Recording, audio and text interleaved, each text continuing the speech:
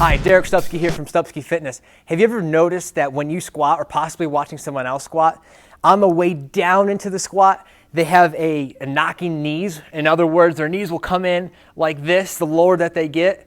It's obviously an unhealthy position for the knees to be in. It can not only lead to discomfort and pain, but it ultimately could lead to severe injury.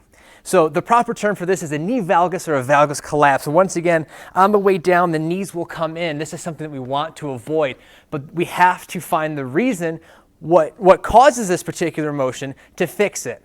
Generally speaking, I've found that the people that have very weak abductor muscles and stronger over-dominant adductor muscles have this valgus collapse, not only when they squat, but when they run, when they jump, when they do lunging movements, and other like motions.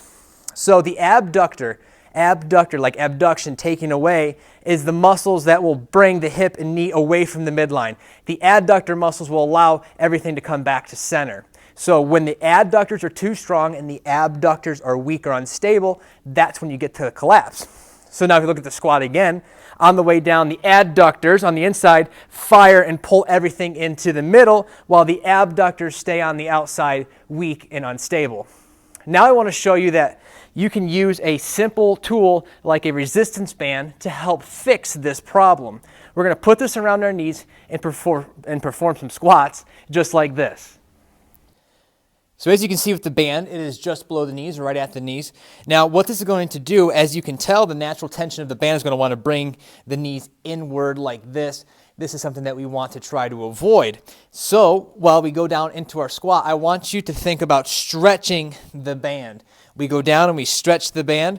Make sure that the knees do stay over the toes while we go into our squat. So once again, the tension of the band is going to want to bring the knees inward, which is already the problem because our adductors are firing already. We want to fire and strengthen the abductors and get used to using them a little bit more. So let's get set up into regular squat position. Feet shoulder width apart, toes pointing forward. Weight stays on the back. We come down, stretch the band. As you can tell, the band is stretched.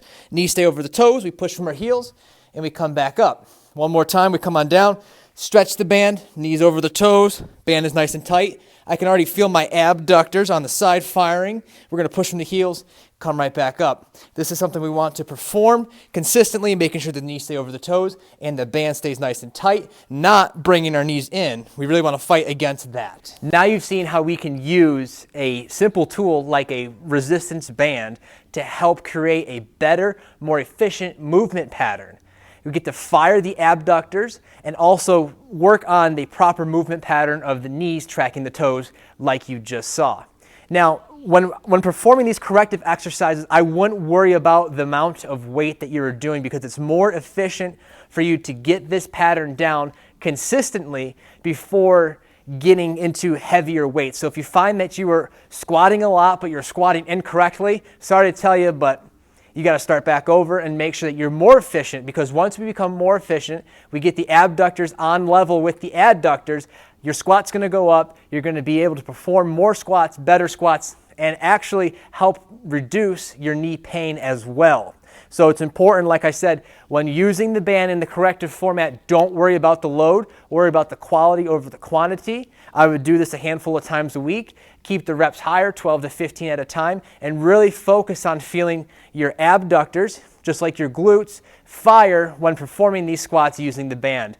Then after some time, try to do some squats without the band and get the pattern going on its own again. And once you feel you're efficient enough, go ahead, you can start using light loads and working your way back up while performing your squat.